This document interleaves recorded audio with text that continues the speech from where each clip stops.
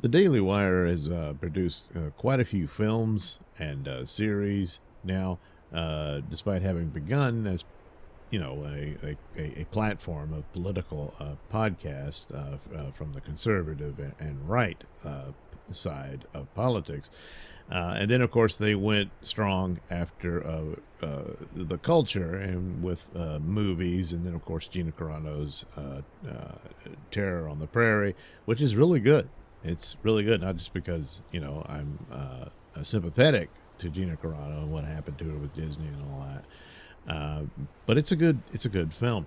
I haven't seen all of their films. I did see Shut In, which is this horror movie, and that one was pretty good too.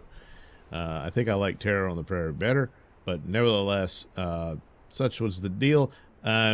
And now they've developed a bunch of cartoons, which is primarily for children and whatnot. Adam Carolla has a new one on there, Mr. Burcham, and maybe that's more akin to adult viewing and that sort of thing. But nevertheless, haven't really haven't seen those. But keeping on the political side somewhat are these documentaries that they've done.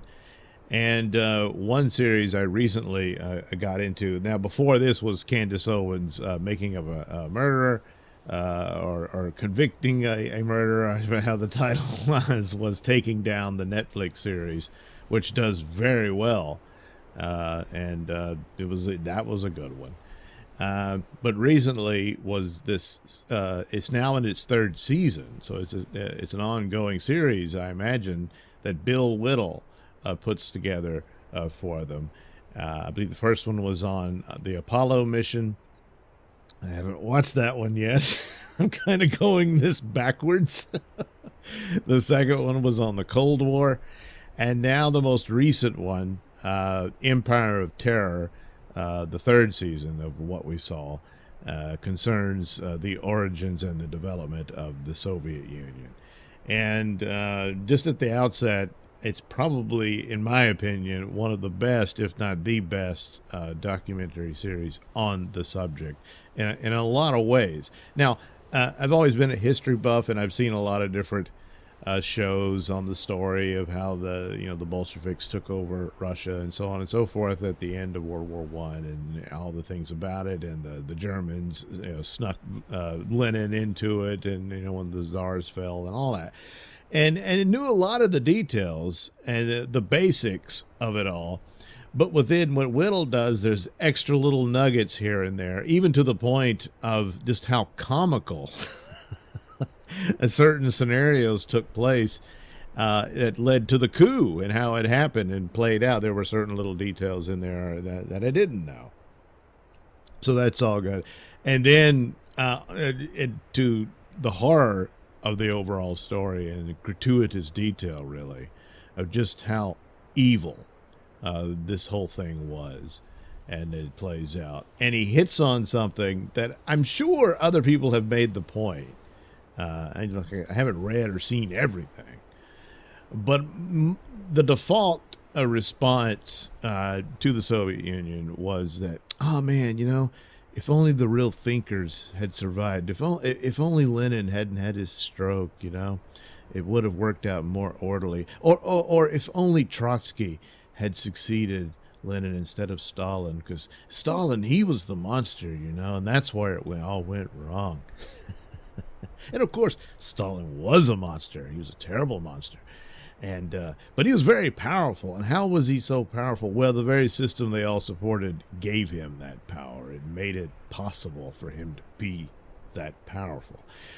But had he been dispatched or taken down by the other two in some form or another, you still had already had massive slaughter from the likes of Lenin and Trotsky. These were not the good guys of communism. There were no good guys. Is a dehumanizing system because it's in complete denial of human nature and whatnot. And but it was interesting because throughout it, and you come to this conclusion on your own anyway, but it brings about the obvious comparison to Marxism today, and the way it plays out.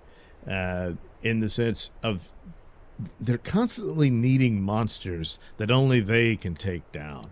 And it's one of those things that I always come to, is that if you are of the mindset that you need a monster in order for you to look like the good guy, that means you're not the good guy. In fact, you have created the monster. It's you.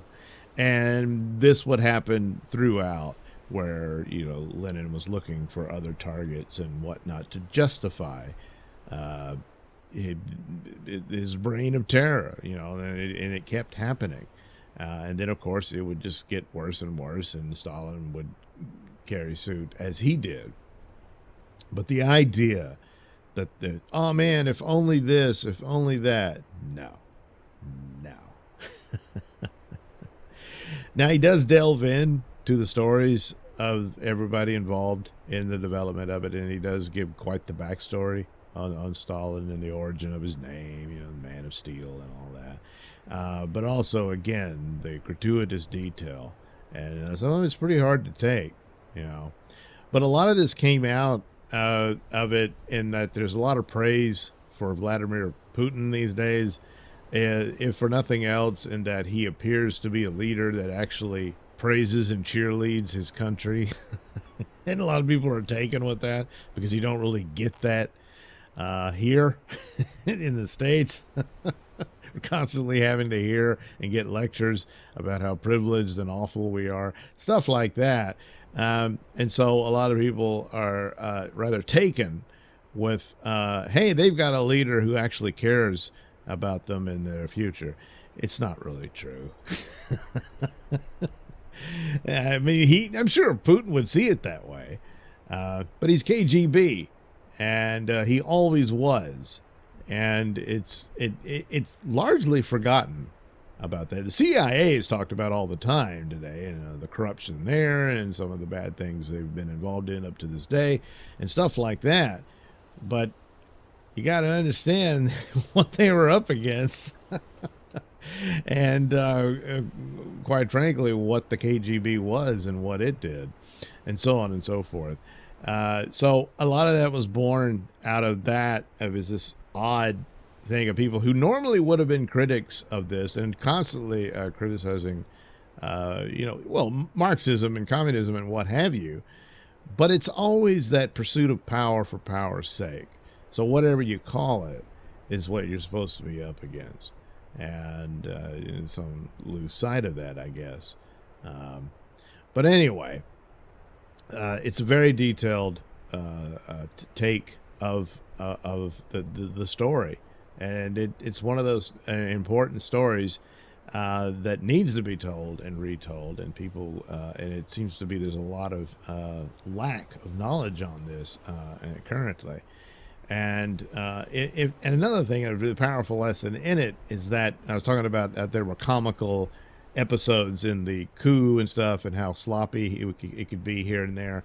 And the lesson there is that just how few of them there were, and they were able to take the country. They achieved their coup, and when you look throughout history stuff, you can go through the French Revolution and so on. It doesn't take much. It doesn't take that many. And then suddenly they run it all. And of course, the maintaining of power was through terror. And so it's an aptly named series, Empire of Terror. And I do recommend it, and I do think you should give it a look-see. It's quite very well presented, produced, and all of that. And some scenes of Whittle's narrating it and stuff in the background. I don't know that they have a volume room. That's what it looked like. But he does it very well, and so the production design and everything is all very slick. And it's a very impressive series.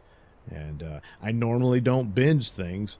And I didn't quite. I mean, a couple episodes, and then I got to go to bed, stuff like that. But I kept coming back. I couldn't stop watching it. It was so compelling. So I'm really hooked. There's two other seasons. I'm now in the middle of the Cold War, which kind of acts like a sequel to this one, even though he did it first before this one. But it's certainly one to keep on the radar. So hopefully he'll do more series of what we saw on historical subjects like this.